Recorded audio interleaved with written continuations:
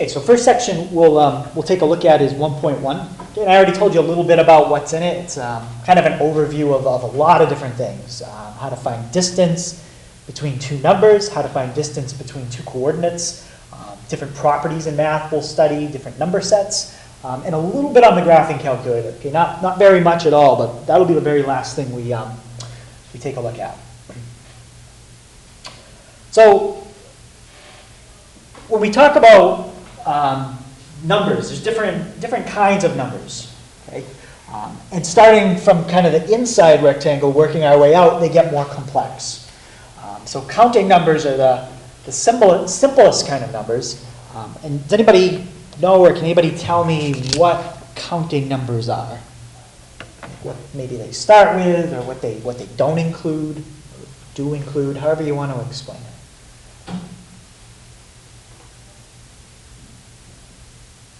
Any thoughts? Yeah, Leo?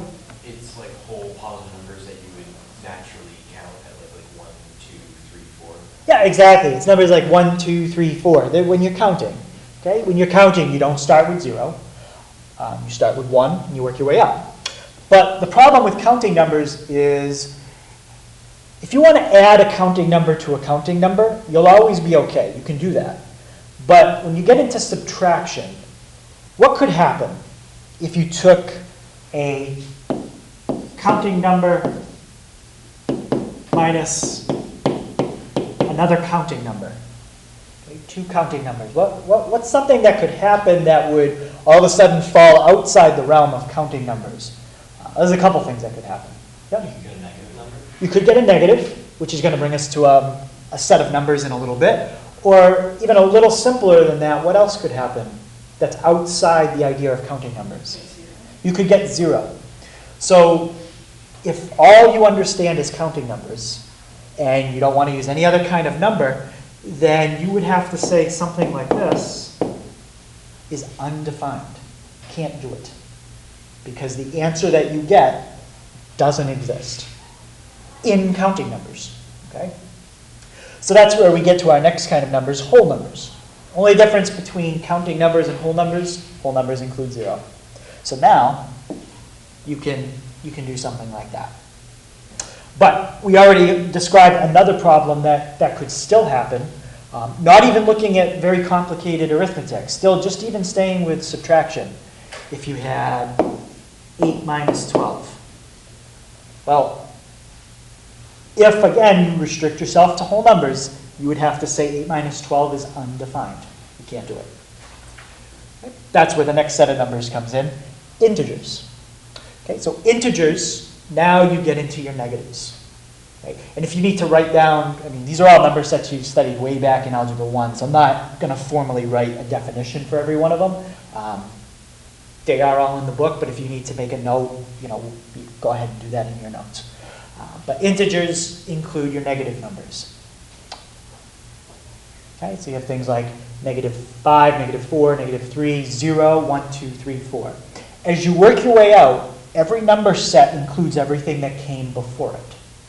So that means everything that is a counting number is also automatically a whole number. Its counting numbers are included within the set of whole numbers. Whole numbers are included within the set of integers, but it doesn't work the other way around. All right? If you said, okay, I'm thinking of a whole number in my head, is it automatically a counting number? No. Okay? And the way I kind of, if it's confusing, think of it a little simple. Think of these as places, where the inside place is very specific, and as you work your way out, it's getting broader. So think of like counting numbers as like Fitchburg, and whole numbers as Massachusetts, and integers as the Northeast. Okay. If you live in Fitchburg, do you automatically live in the Northeast? Yeah. But if you live in the Northeast, are you automatically in Fitchburg? No. Okay, so it doesn't work the other way around. Okay, so integers are good, and at this point, integers, if that's all the numbers you had, allow us to do anything you want to do with addition and subtraction.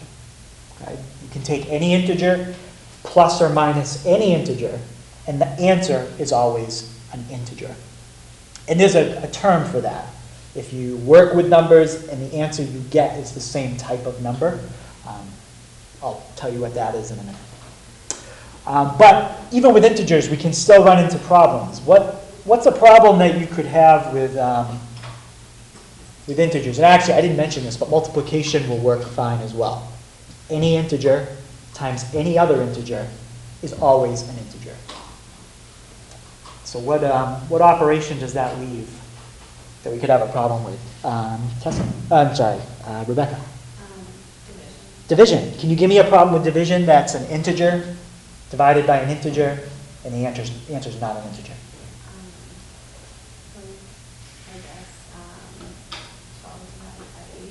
I guess 12 divided by 8. Okay, so 12 divided by 8. So 12 is an integer, 8 is an integer, but the problem is 8 doesn't go into 12 evenly. So if integers are all that we know, we have to say that's undefined. And if you think about it with physical objects, that's impossible. You can't take 12 objects without breaking them into pieces. Take 12 objects and divide them to 8 people. You can't do it.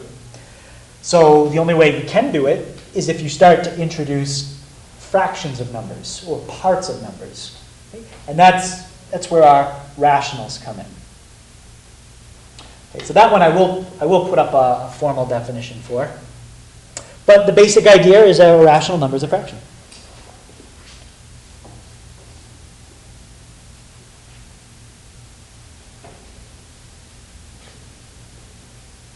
Right? So the idea is you put an integer on the top, you put an integer on the bottom, and when you divide them, you get a rational number.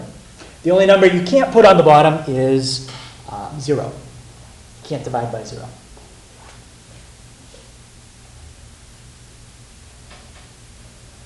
Why can't you divide by 0?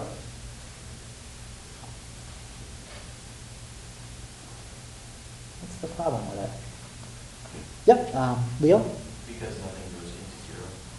Okay, so nothing goes into 0. So there's a couple ways you can kind of think about it.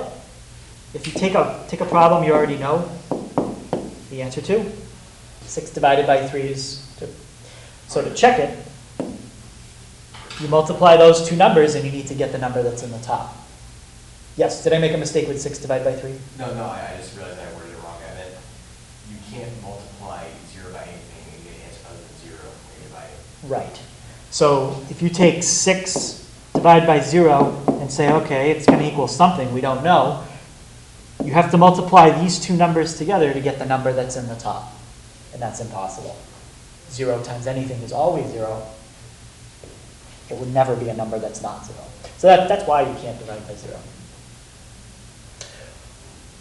And as far as everyday numbers, rationals are pretty much the limit to what most people would need. Okay? If you're cooking, maybe you need 2/3 of a cup of something. Or if you're paying money for something, maybe you pay $1.78. Okay? You have fractions. As we start to get beyond rationals, then the numbers start to get more theoretical. Okay? Anybody know what an irrational number is, based on the definition I just gave you for rational?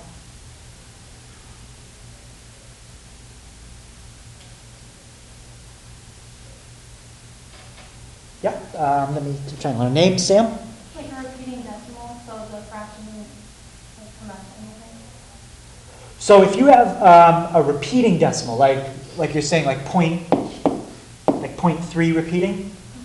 So if it's a decimal that keeps repeating, then you can write it as a fraction because there's a pattern to it. So that would still be rational. But how about a decimal that, if that one has a pattern, we would try to think irrational is a decimal that it keeps repeating, but It's indefinite, there's no pattern. it has no pattern to it. Okay, there's no repetition to it, so there's no way to write it as a fraction. Okay, so that's irrational. Okay, numbers that can't be written as fractions. Okay, and one group of numbers that can't be written as fractions are square roots of numbers that are not perfect squares. Okay, like square root of 2. Okay, and that I could prove to you using number theory that the square root of 2 is irrational. It is absolutely impossible to write that as a fraction. And it's very straightforward to prove it. Another number that we think is irrational is pi. Not so easy to prove, though. Pi, we know it goes on, and there's never been any pattern or repetition as far as they know.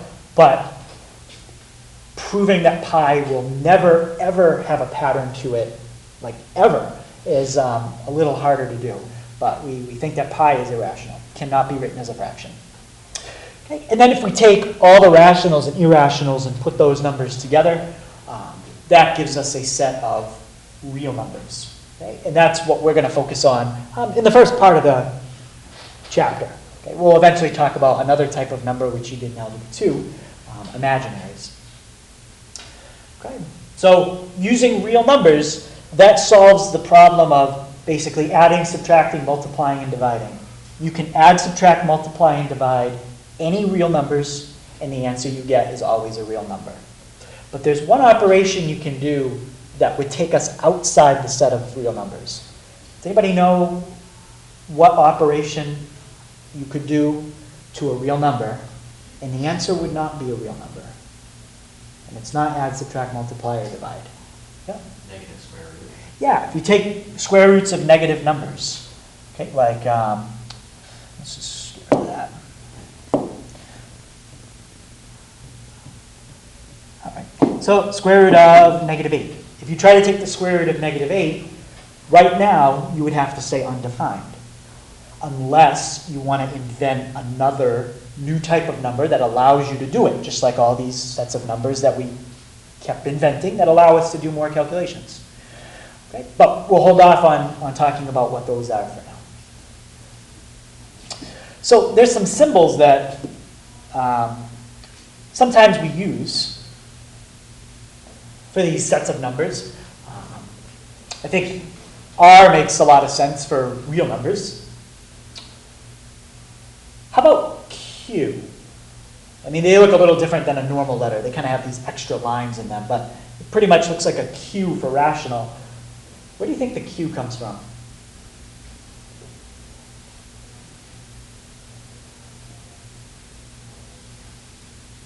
What do you think what a Q might have to do with rational numbers?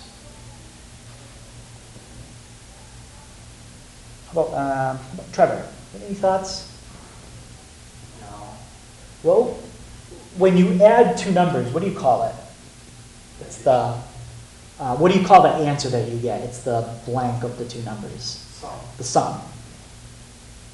Does that give you a hint? Quotient. So when you divide two numbers, they call it a quotient, so that's where the Q comes from with rationals. And the Z for integers, I have no idea. I don't know. I've read different things, but I'm not 100% sure where that one comes from. Right, so if we want to talk about a number being in the real number system, I might use the abbreviation R. Okay, or if it's a rational number, I might use Q. So you might see some of those. What do you think something like this means? If I did like the R, and I put that next to it.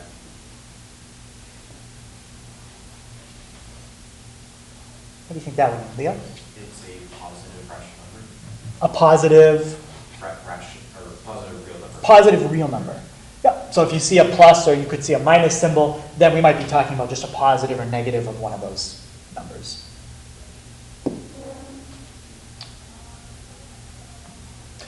So in math, there's 4 basic binary operations. Binary, bi means 2.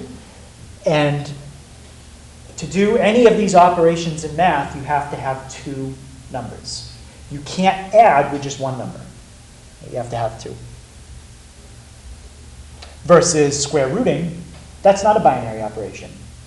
You don't need 2 numbers to take a square root. You just need 1. Okay, so now we're going to look at some properties. Okay, and in these properties, I'm going to use variables a, b, and c. And a, b, and c can represent any real numbers.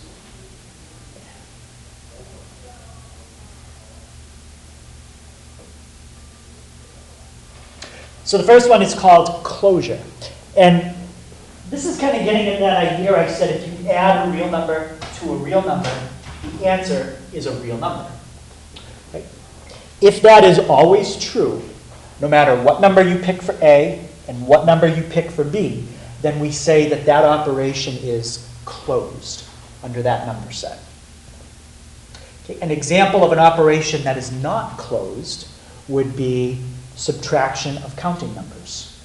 You can subtract a counting number from another counting number and get an answer that is not a counting number.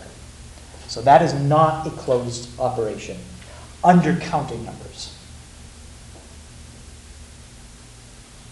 Versus if I said, is addition closed under counting numbers?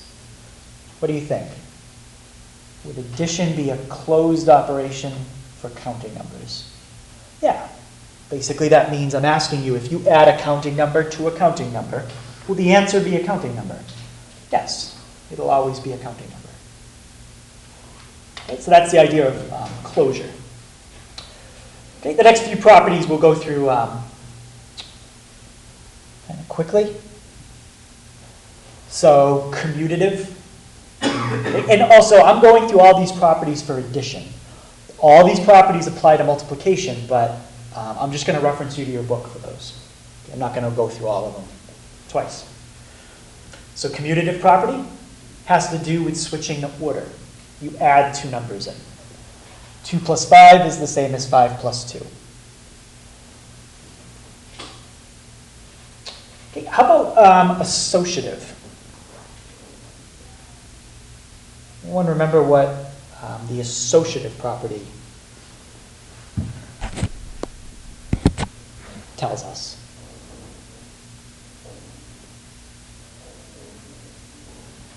You guess? Yeah, Sam? The order doesn't matter. Can you be more specific? Like you can do A plus B plus C or C plus B plus A, it doesn't matter. So that would be like an extension of the commutative. Like if you had three things and you changed the order, that would still fall under the commutative. But that's a good guess. Anyone else? It has to do with inserting a symbol. Yeah? Could be like A plus B in parentheses plus C is equal to A plus B plus C in parentheses. Yeah, so we had the right idea. You do need to have three letters to illustrate the property. But not so much with the order. ABC, ABC. Exact same order on each side, but it's the grouping. Okay, so associative has to do with how you group it. Identity. So identity means you get the same thing back that you started with. So when you're dealing with addition, what would be the operation you would do that would illustrate the identity property? You have to do something to a number and get the same answer you started with back. Yep. Add 0. Now, would that be true for multiplication? Would you multiply by 0 to get the same number back you started with? No. So what would be the number to illustrate a multiplicative identity? Yep. 1. Okay, the property would look a little different, but it's the same idea. To get the same thing back, you have to multiply by 1. Inverse property. Okay, this is something you can do to a number to get 0. So what can you do to a number? Again, these are all with addition to get a result of 0. Yeah. Anna? Minus itself. Yeah, minus itself or add the opposite of it. It's the same idea.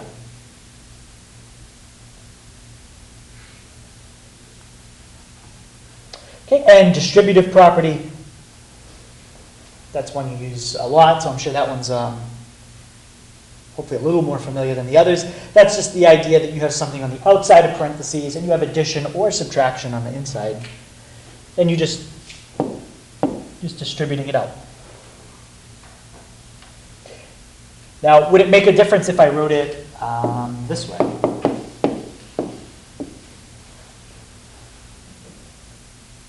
No. What property and I didn't exactly write it on the board because I didn't do multiplication properties, I just did addition. But we have this times this, and that times that, and they're the same thing. What property do you think that would be for multiplication? Yeah, it's commutative. All I did was change the order. I did something times something, and then I switched the order of them. Okay? That's the commutative property for multiplication. And then if you actually do it out, that's the distributive property. So all the same properties are in your book on page 2 for multiplication. And so I might ask you on a test, what is this an example of? Okay, what property is this?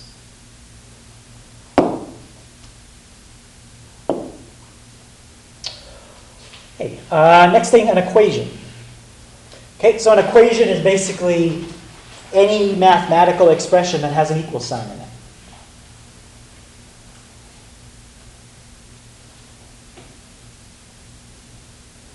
And there's really 3 types of equations.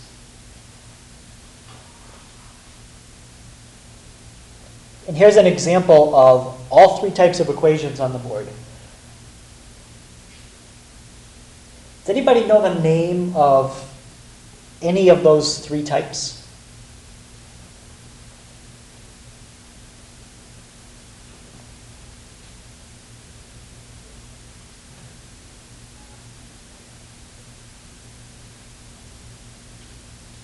Well, let's start with the one that's right here. Shauna, what do you think about that equation? Could it be true somehow? Yeah. Is there something in that equation that you're allowed to change that could take on different values?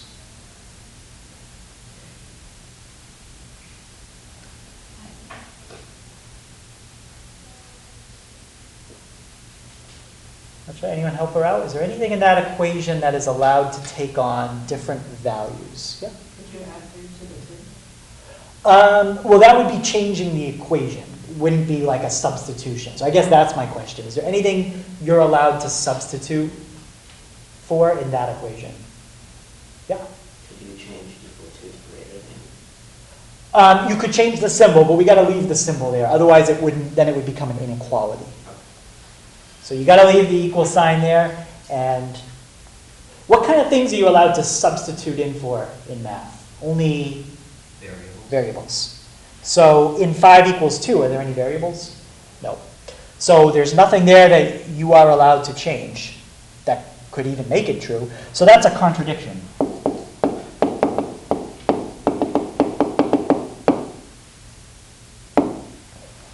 It's supposed to say contradiction.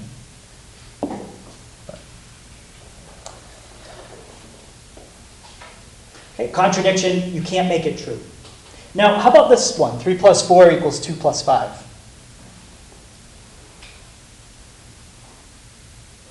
Any thoughts about that one?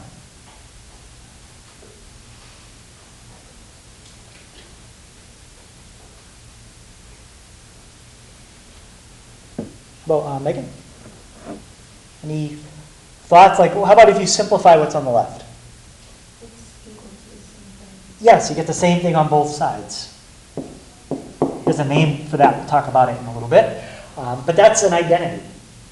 Okay, it's a numerical identity. It's always true. So identities are always true. Contradictions are always false.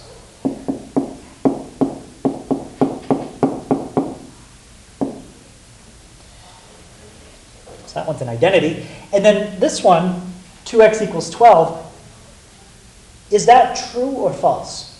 Yeah? Depends what the variable is. Yeah, it depends. There's a condition there. That's a conditional equation. Could be true if you pick the right value for x. Okay, so there's 3 types of equations. Some are always true, some are always false. Some could be true if you pick the right value.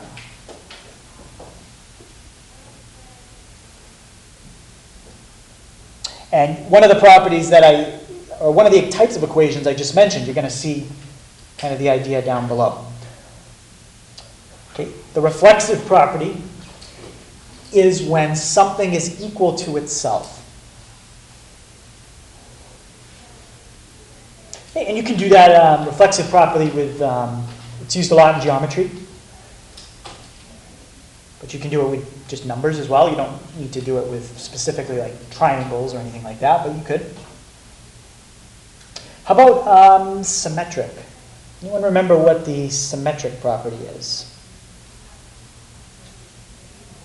Yeah? If A equals B, then B equals A. Yeah. Symmetric property has to do with, you're not really switching the order. Some people say, well, isn't that commutative because you switched the order? Not really. You changed what's on each side of the equation. You swapped sides. That's the symmetric. And then the transitive property. Anybody remember what that one is? Yeah? If A equals B, then B equals C, then A equals C. Yeah, the transitive is when you have that chain of things that are true. And because of two facts you have before it, you can infer a third fact. And that's the transitive property.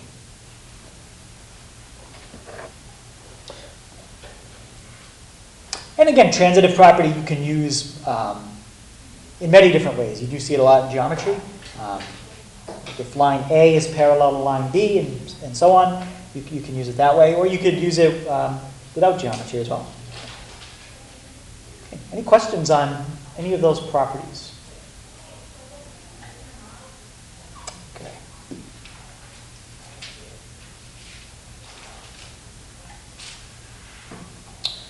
me go back.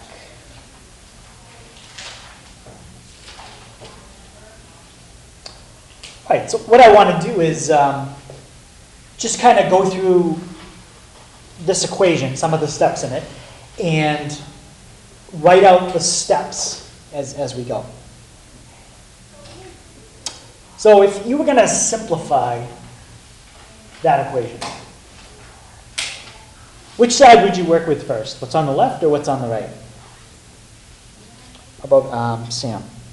The left. Yeah, you work with what's on the left. And how about Tanya? What would you do on the left side? You distribute. Yep. And can you tell me exactly what that means to do? Because I want to really break this down step by step. What does distribute mean to do? So you multiply 2 to the x and 3. You're going to just multiply the 2 to the x and the 2 to the 3.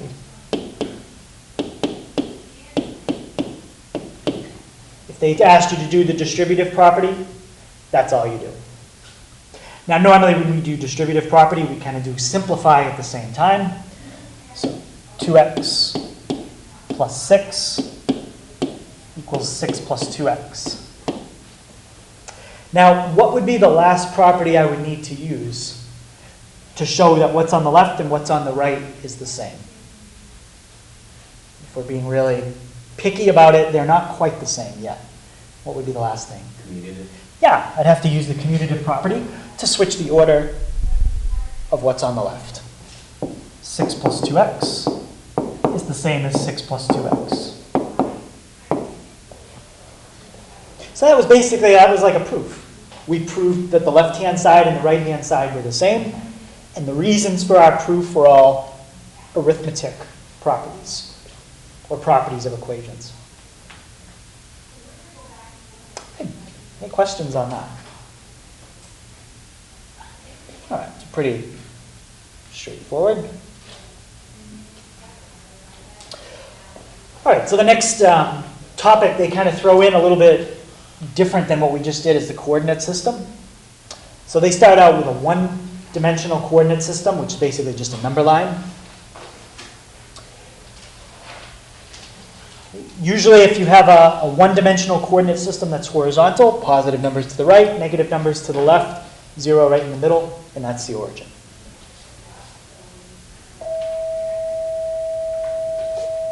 And now we're going to touch on an idea that I think it was Jayan that mentioned it. If you start comparing numbers one to the other, and they're not the same, we can start to give order to numbers. And there's 4 operations in math that allow us to compare two numbers. I guess they could be equal as well. But does anybody know what we call those four operations that allow you to compare numbers? Yeah? Yeah, they're inequalities. So we have four basic inequality symbols. Shauna, what's the first one? Yeah, less than. Dylan, how about the second one? Less than or equal to. Yeah, less than or equal to. Anna, the third one? Oh, sorry, greater than. Greater than. Sorry, no, okay. And how about Caleb, what's the last one? Greater than or equal to? Greater than or equal to.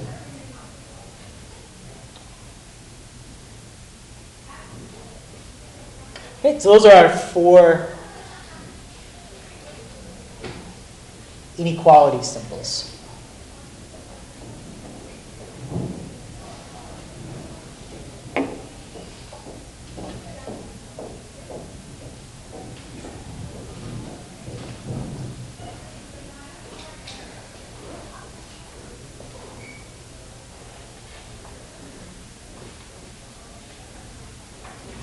And these inequality symbols don't just apply to comparing two numbers. Even when you're doing graphs, you can get into graphing basic inequalities and shading. But we could also graph things like, okay, this part, you don't have to do this on your calculator, just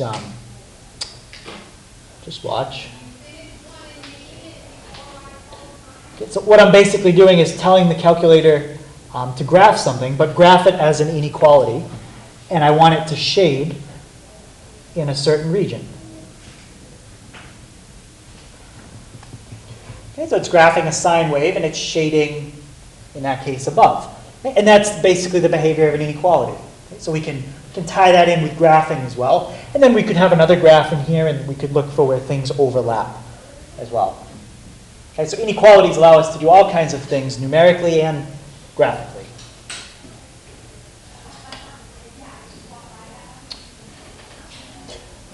All right, so if you want to graph a number on a number line, okay, we usually put a symbol and then draw an arrow from that symbol. Well, there's two symbols you use. Does anybody remember the two common symbols you use on the number line? Yep. There's the open circle. Yep. And like a dot.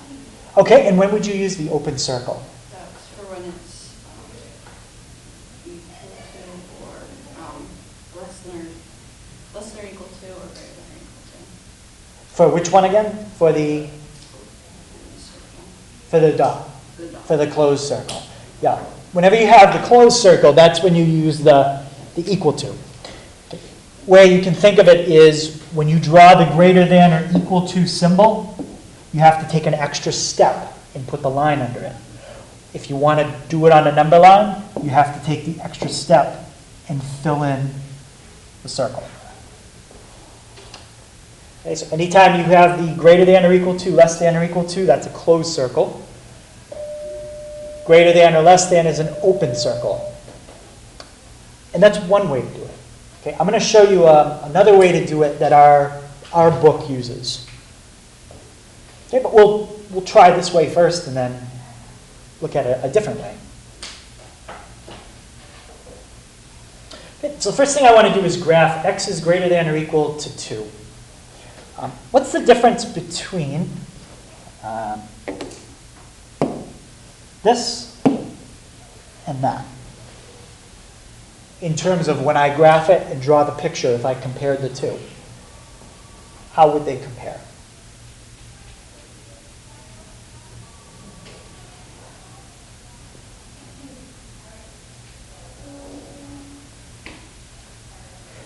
How about Tessa?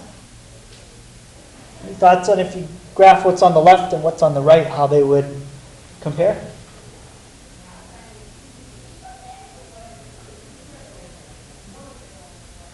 Not sure? Well, can you think of a number that would satisfy the inequality on the left? Any number.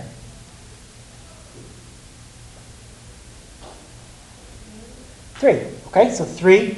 Now, would that number also, if you put it in on the right, would it satisfy the inequality on the right? Okay. Can you think of another number that would satisfy the one on the left?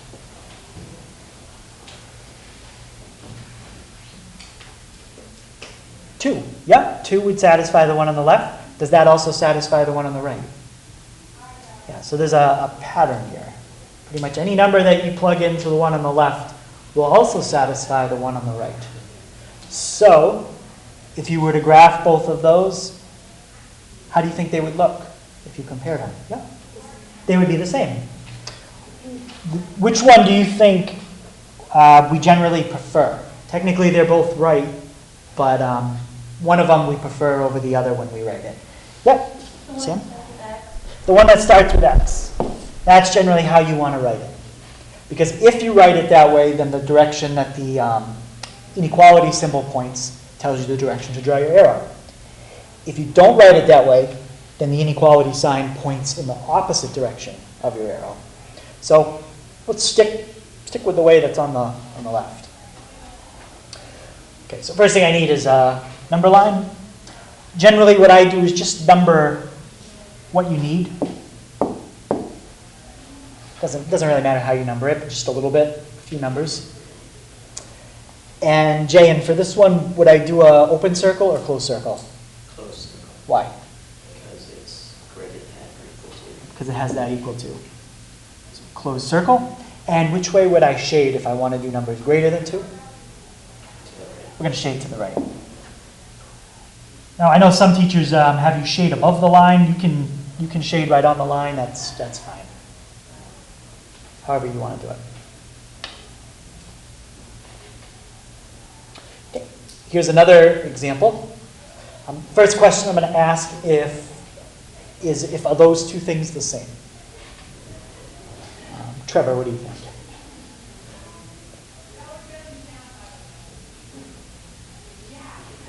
Yeah, they're the same. And which one is kind of the preferred way to write it? The one on the right. That's what we want to go with. All right, so Sam, to graph that one, after I number my number line, what would I do?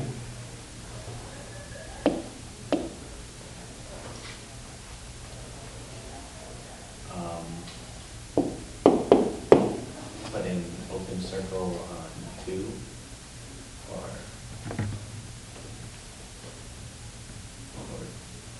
3. Yep, 3 would be a good place to put that open circle. And shade towards 2, to the left. So open circle, shade left. Okay, so that's one way you can graph on a number line, using the open circle, closed circle. Okay. A different way you can do it is using a bracket or parenthesis. And when you see that, that's how our book is going to do it.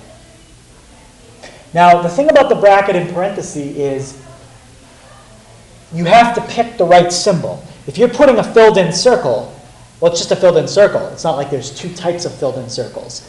But there are 2 types of brackets. So you want your bracket to face the direction you're going to shade, so it requires you already knowing the direction to shade before you put the bracket down. So here's the same problem we just did. It says x is greater than or equal to 2. So I would put bracket on 2, and it has to face the way that I'm going to shade. Okay, so on a test, if you had like a multiple choice question, I might give you that as a choice, so you just have to understand that that and that are exactly the same thing. So that's how you would do that one with a bracket. And it's the same idea for parentheses.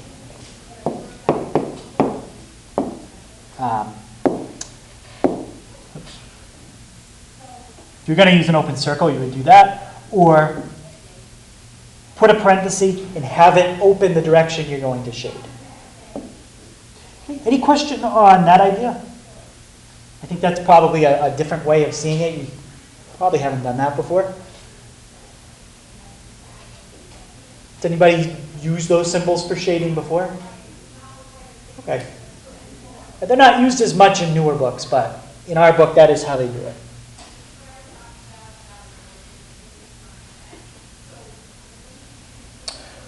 Okay, so here's another one to graph.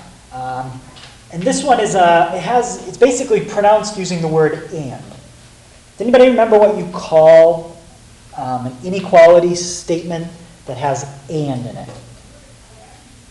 There's two types. Some can have and, other ones can have or.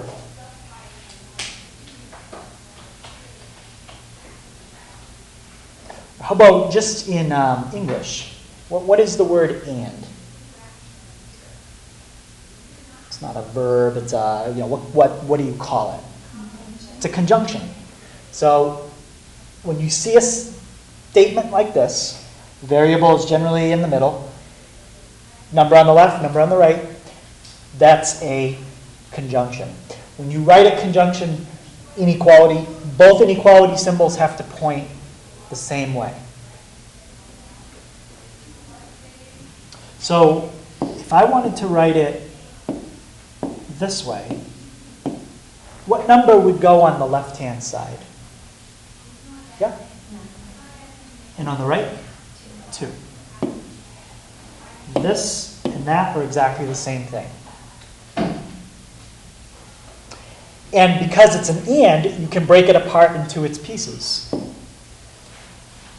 That's one statement, which you can write as 2 is less than or equal to x, or you can say x is greater than or equal to 2. And here's your other statement. X is less than or equal to 9.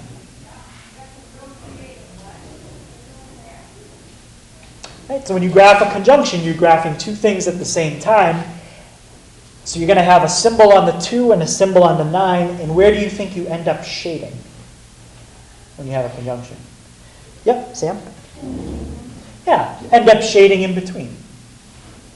So to graph this one,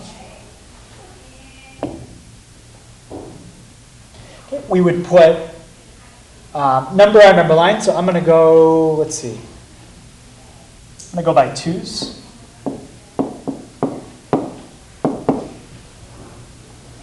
And let's do it with open and closed circles.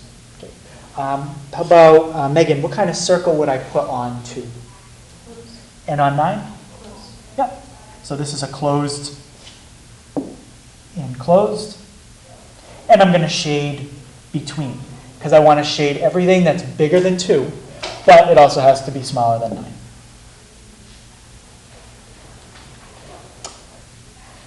Okay, so any questions on graphing on a number line, either using the open circle, closed circle, or bracket parenthesis idea? Okay. So another thing we can talk a little bit about, especially if we're using number lines, is the idea of absolute value. Because absolute value, if you think of it geometrically, it's the distance on a number line measured from a certain spot. Okay? It's the distance from 0 on a number line.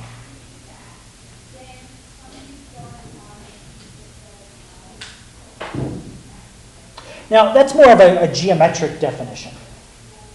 Okay? Talking about visually. It's you measure a distance from a certain point, and that's your absolute value. Is anybody in here in infotech? All right, so if you wanted to, say, program a computer, make a very simple program, the user inputs a number, and the program comes back and tells you the absolute value. That's all it has to do. There's really 2 cases you would have to think about. A user could put in 2 different kinds of numbers, and you'd have to do something with that to give the absolute value. Can you think of what the 2 possibilities would be?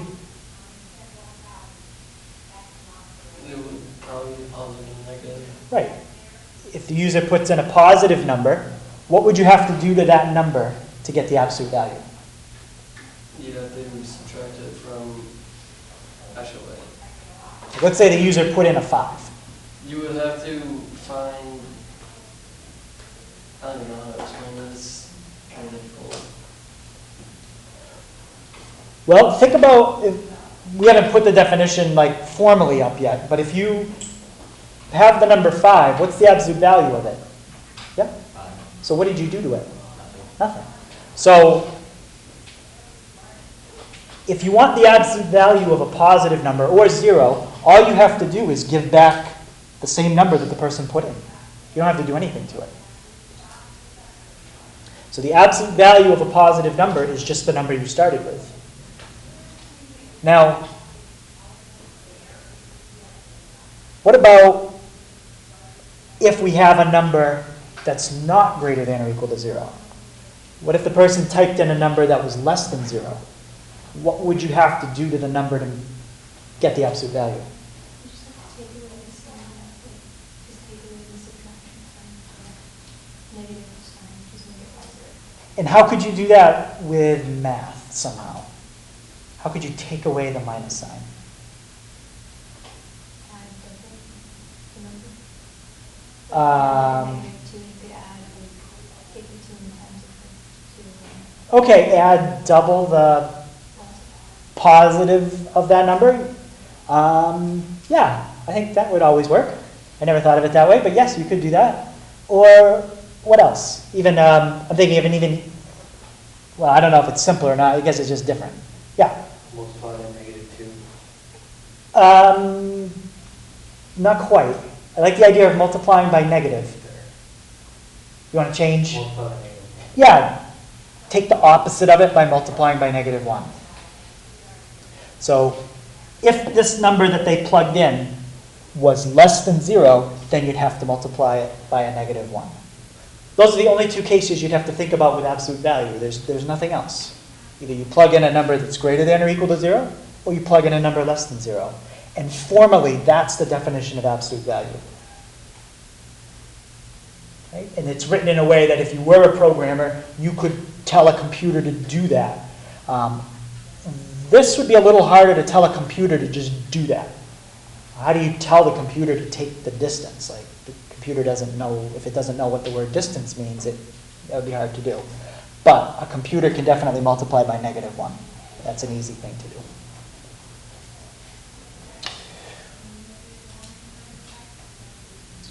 All right, so just a couple really quick examples. Absolute value of 6 would be 6 stays the same, -3, 3. Easy enough.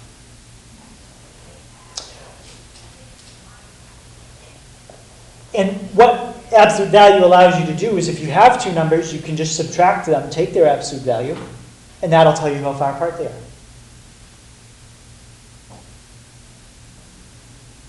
How about this?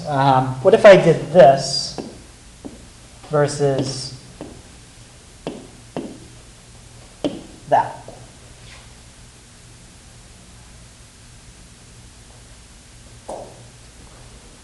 And A and B, again, could be any real numbers.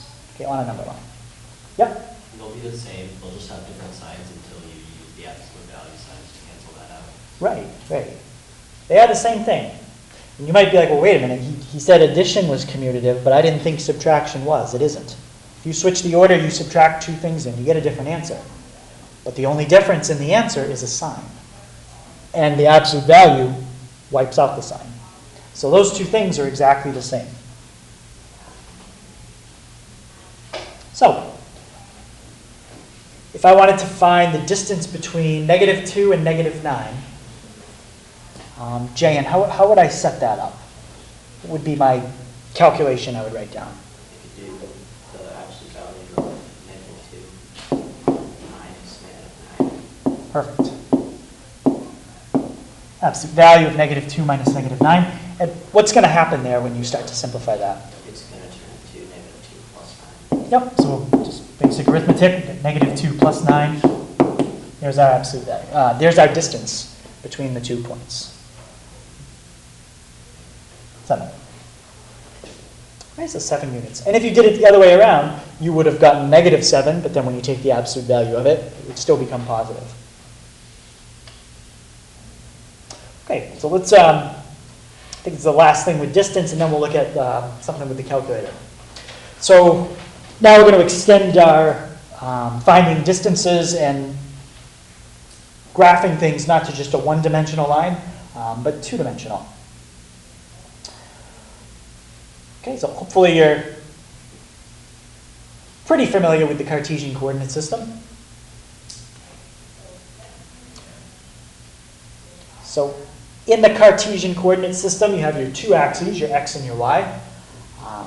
And I didn't write it down, but those axes divide that into 4 regions. Does anyone remember the name of those regions? I've numbered them 1, 2, 3, 4, but I didn't put what they're called. Quadrants. So when you have a 2-axis system, it divides your space into 4 regions called quadrants. How about if you had a 3-axis system? Anybody know how many spaces you would have in that case? Yep. Yes, you would have 8. And do you know what you call those 8 spaces?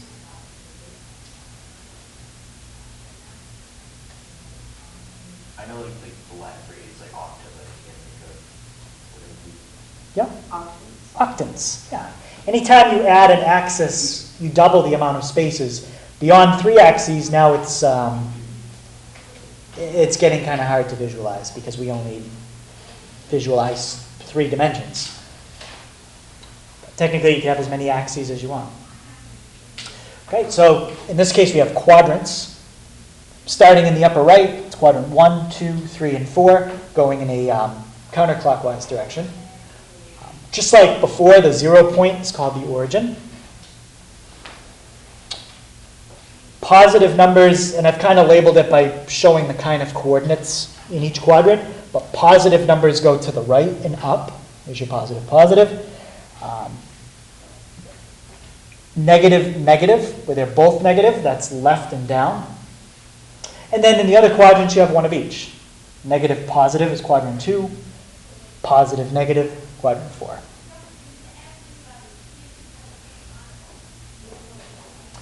Right, so in general, a location on that grid is called a coordinate, or specifically if you're dealing with 2D, it's an ordered pair. If you're dealing with 3D, it's an ordered triple. Okay.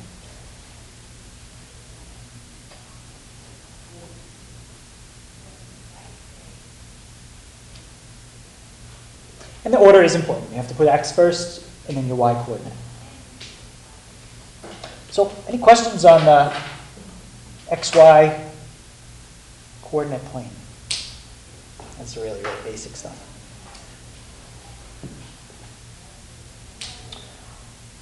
All right, so we'll go to the distance formula last. All right, so the next thing I want to look at is something on the graphing calculator, okay, just to kind of break it up and do something a little different. It has to do with zooming. And the reason zooming is important, well, I'll show you why with an example. I'm going to turn my calculator on. I'm going to press y equals. And I'm going to get rid of anything that was there, and I want to set it back to drawing a normal line. I don't want it to shade anymore. You shouldn't have to change the shading. They should already be on normal lines. But if it's not, you just press enter, press down, and then you can change what kind of line it wants to draw. You can do dotted, all kinds of stuff. You just want to draw a normal line. Okay. And I'm going to graph a parabola. I'm going to graph x squared plus 12. And I'm going to press zoom after I type that in. And I'm going to go 6. Zoom 6 is what we call the standard zoom. And it will set your window from -10 to 10 on the x-axis and from -10 to +10 on the y-axis. That's called the standard window. So I'm going to hit zoom 6. And there's the picture of my parabola. It's done. So something's wrong. How come I don't have a picture? Yeah? You zoomed in too far so you can't see it. Yeah, I'm zoomed in too far. If you know a little bit about transformations, that's a parabola shifted up 12 units. Well, if I press window, I can see that the highest I'm looking at on the y-axis is 10. My parabola is higher than that. It's at 12. So what do you think a good number would be to change so I can see higher on my graph? Yeah? The y max, Yeah, and what do you think we should change it to? 20. Yeah, if you change it to 20, that'll at least allow you to see the parabola. Right? And there it is. So the reason you couldn't see it before is because you were zoomed in on a little window that looked like this. That's what you were looking at. So we had to zoom out to see more of the picture. And that's probably one of the hardest things with the graphing calculator. A lot of times we will draw graphs, and the graph might do something like this. And if you had the window set exactly the way it is right now, the only part of that graph you would see is right there. There's a whole bunch of stuff happening off the screen. There's what we call some minimums and some maximums. There's a whole bunch of stuff off the screen that you need to find. So it just takes practice with getting used to how to set the zoom so you're seeing everything that you need to see. So what I'm going to do is show you how you can change the zoom window. Okay, and to do that, all you have to do is press window, okay, like we just did. And you can type in anything you want for the min and the max. You do have to have the max bigger than the minimum. If you accidentally type them in the wrong way, I'll show you what happens. It's going to say error window range because you put in a max and a min and the max isn't bigger than the min. Okay, so to set a viewing window, these directions mean the following. This is your x min. This is your x max. They always tell you the x's first and then the y's. Y min, y max. Okay, and you just type it in. So negative 20 to positive 20. The x scale you don't have to worry too much about. Basically what the x scale is it's how often you see tick marks on the screen. That doesn't really matter. So if I hit graph on that window, it's showing me a tick mark every single unit. But let's say you only wanted to see a tick mark every 5 units. I don't know why you really want to do that, but you could. And now you're seeing a tick mark at 0, 5, 10, 15, and right on the edge of the screen at 20. Okay. Tick marks I don't really think they're overly helpful. Yeah? They've got some weird modes, you know, like 1T for every analysis. Yep. So what you want to do is what you can always do is reset the whole calculator if you really need to. If something's like really, really wrong and you have no idea how to fix it, I do know how to fix what you're talking about.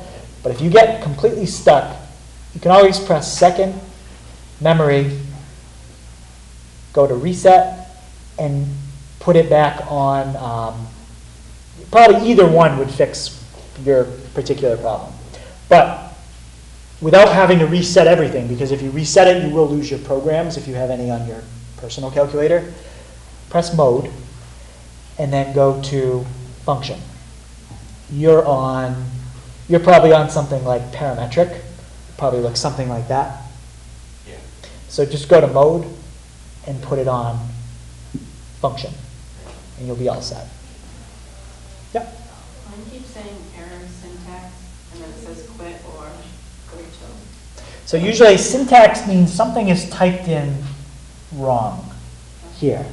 Let me take a look and see.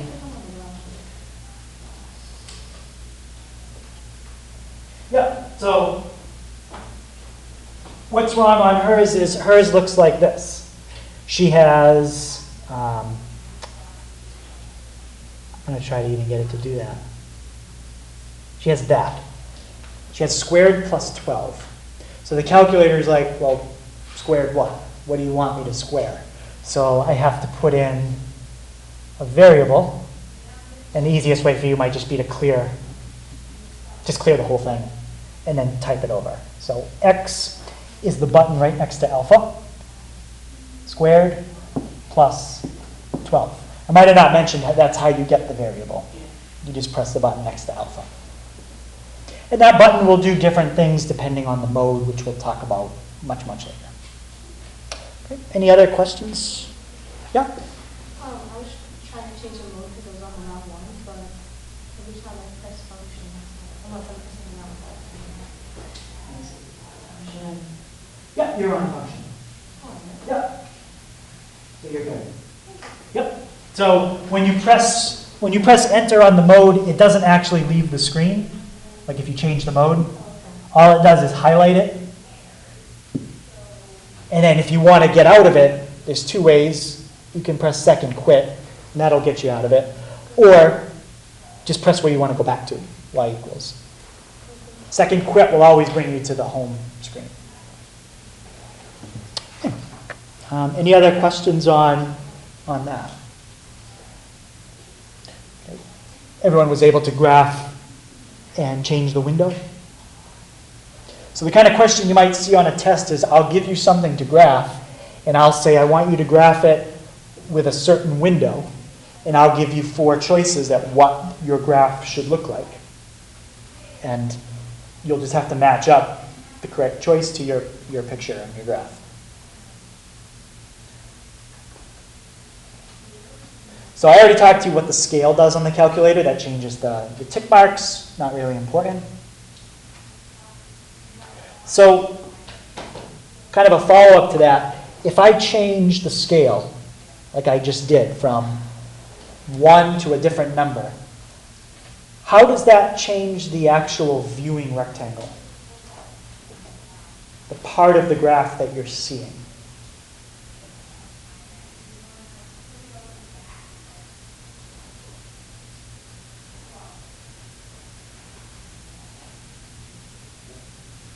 Thoughts on that? How does changing the x scale or the y scale change what you're seeing on the screen? Yep. Would you see like, oh wait, never mind. Yep. If you were to increase it, it would spread out the data points. If you decreased it, it would bring them closer together. So let's just let's try it and see. So like if I change it from a 5 to, let's go back to a 1. So that's what it looks like with a 1.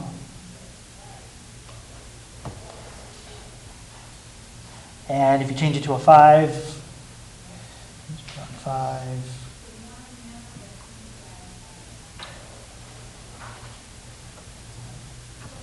do those graphs look different? The graphs themselves? No. So changing the x and the y scale doesn't actually change what you're seeing in terms of the graph. It just changes how often you see tick marks. Like you said, it just spaces them out or puts them together more. Okay, so that's all that does.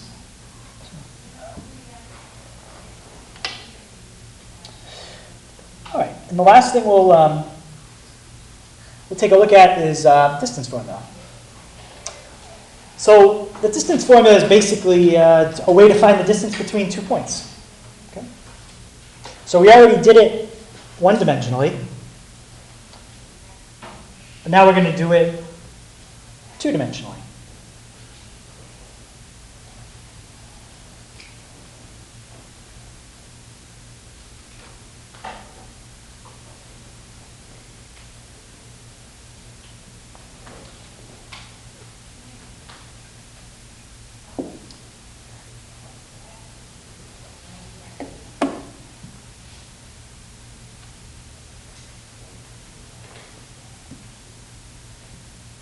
So let's say we have 2 points. And the points are going to be represented by the coordinates I just showed you. Okay? Just generically x1, y1, and x2, y2. So x1, y1. And over here, x2, y2. There's no grid behind it, so we don't know exactly where those coordinates are, but that's the picture. And what I want to find is distance between those 2 points. I'll just draw a line by hand.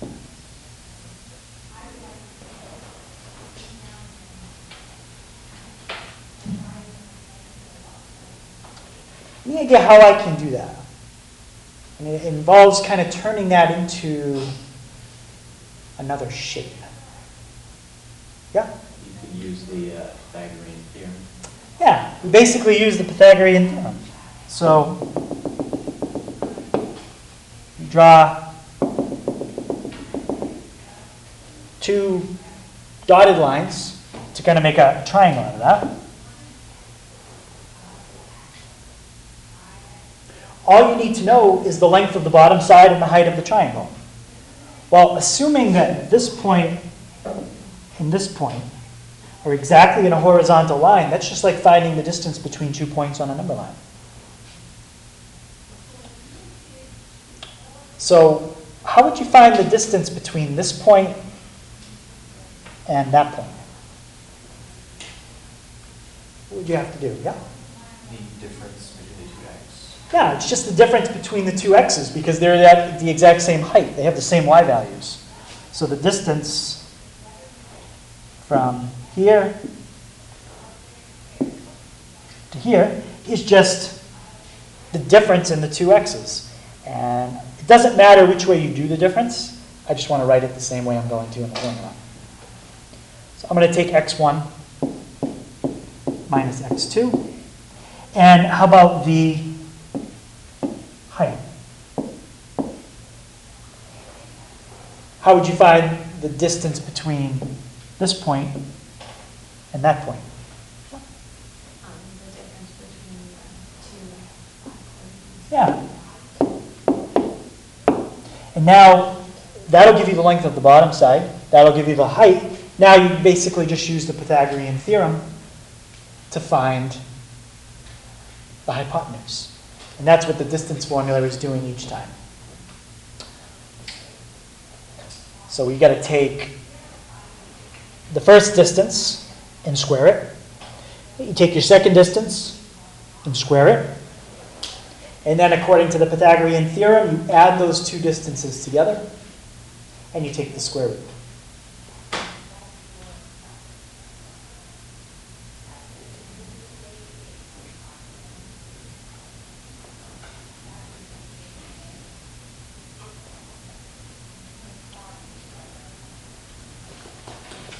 Okay, so the last problem we'll do is just finding the distance between the point 1, 4 and 5, 6.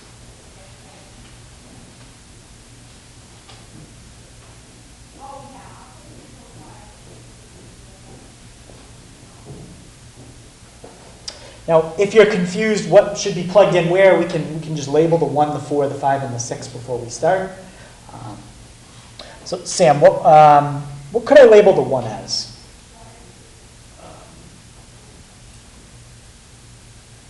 Wait, so what are we doing? Sorry. To find the distance between those 2 points. What could the 1 be? The x1? It could be the x1 or Oh, or the x2. it could be the x2. At this point, it doesn't matter. It could be either one. I'm going to call it x1, and now because I've done that, everything else is automatic. y1, x2, y2.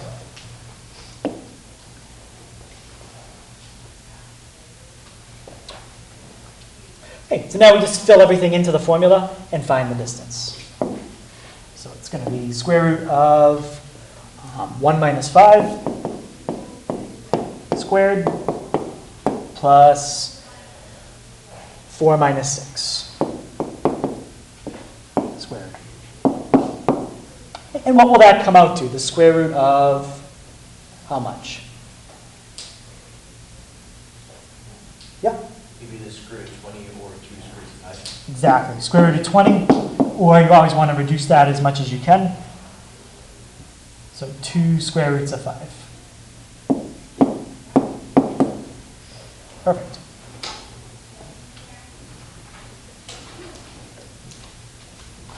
Okay, the last formula, I'm just going to leave that one for you. I'm not going to do an example of it, but it's the midpoint formula. And basically it says if you've got 2 points, what's the halfway point?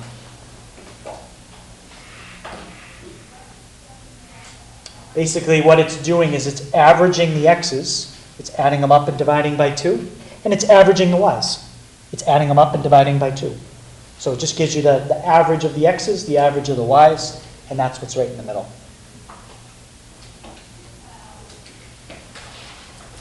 Okay, so there's a lot of different stuff in that section. It's kind of a big review of like 5 or 6 different topics.